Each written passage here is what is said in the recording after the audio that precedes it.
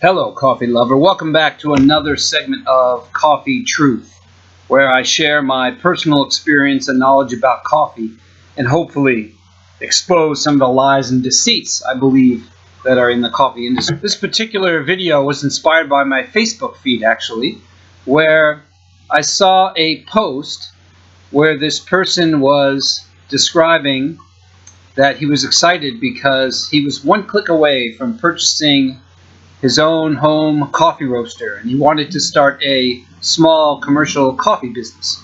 So I was curious and asked him what roaster he was thinking about purchasing, and he proudly told me the name brand, which I then checked out and found out the following details, which I really find amazing, and I want to tell you why that you have to be really careful about buying something at a very high price that does a lot of things that won't even make a difference. I continue to preach that roasting coffee is like making popcorn. It's that easy. It cracks, it's done, it's done. There's no special roasting technique. Doesn't matter if it takes 3 hours or 3 minutes. Can really tell no difference. Coffee reaches a certain temperature inside, boom, it's done. Okay, the key is, when do you consume that coffee after roasting? If you're consuming it right after roasting, fresh, then you're going to get the most out of it. It's going to taste the best. It's going to give you the most energy, the most life, make you feel the best. That's really basically the bottom line. So this product that this person was going to purchase roasts half a kilo, 1 pound of coffee at a time.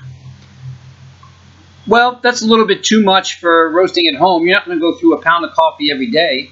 What I do is I roast every morning, and I roast about 70 to 80 grams of coffee, and that's all I need for the whole day. It's also 1 pound, half a kilo, not enough for commercial business. You're going to be roasting like crazy all the time if you only do 1 pound at a shot. And then I saw the price tag, $1,300. Wow, that's an expensive hobby. Spend $1,300 to do something that you can do with a hot air popcorn popper, which I do every morning. How much is a hot air popcorn popper? You know, $30, $40, $50. It's not expensive. And this roaster doesn't do any better job. You have to understand that roasting coffee is like making popcorn. Once it pops, it's done. There's no better tasting popcorn because this corn popped better somehow. It doesn't work that way with coffee. So here's a picture of the roaster. And as you can see, it has a lot of moving parts on it.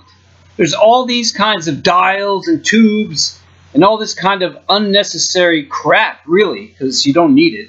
And the more you have in these roasters, the more that can break down. I suggest getting something very simple. Even if you were roasting in a wok and just turning it. Now, it's a pain. It hurts your hand because it will take 20, 30 minutes to do it. It's not automatic.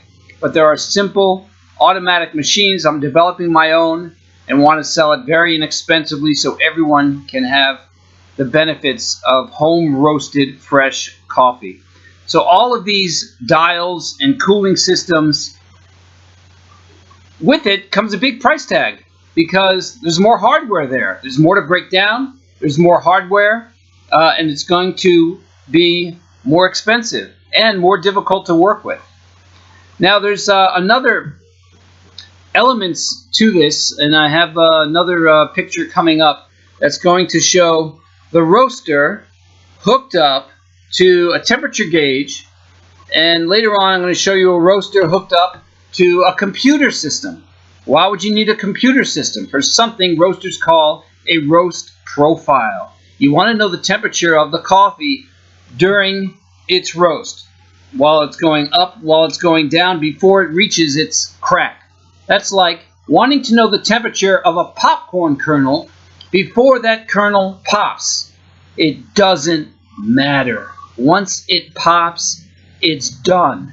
Trying to play with the temperature is smoke and mirrors and trying to pretend that there's something else going on, that somehow you can eke out some more benefits. Now, roasters say that there are flavors they want to eke out, and I understand that, but I totally disagree with it, because then what they do is they insist that the coffee must rest. The coffee must degas. It must let all of these good elements that help your brain and that your body leave the coffee so that you can taste these flavors. You don't want to get to that point. You want to roast the coffee, consume it right away, because you want to take in those chemical substances. Okay, here's another example of a machine. This is a 3-kilo coffee roaster. This coffee roaster costs $10,000. Look at all those dials on it. Look at how the machine. You think it's pretty? Okay. Do you want to roast? You want to spend $10,000 to roast on a machine like that just because it's a cool-looking machine? It's not going to make a damn bit of difference in how good that coffee comes out. My machine that I make doesn't have any of those dials, and it works well, and it costs 1/4 of the price. Here's another one. This machine is a tabletop version. I think it does 1.5 pounds for $5,000. 1.5 pounds of coffee, and you can hook it up to a computer. What benefit does that give you? I'm telling you, it gives you no benefit. Zero, nada. It does not matter. Don't be fooled by all of these dials and all these complexities. Roasting coffee is like making popcorn. If you don't believe me, try it yourself and you'll understand. So, that's a warning out there for people who want to get into coffee roasting business and think it's rocket science. It is not. It's simple, it's easy to do, and you should be doing it, because any packaged coffee you're buying is going to be old, stale, and dead.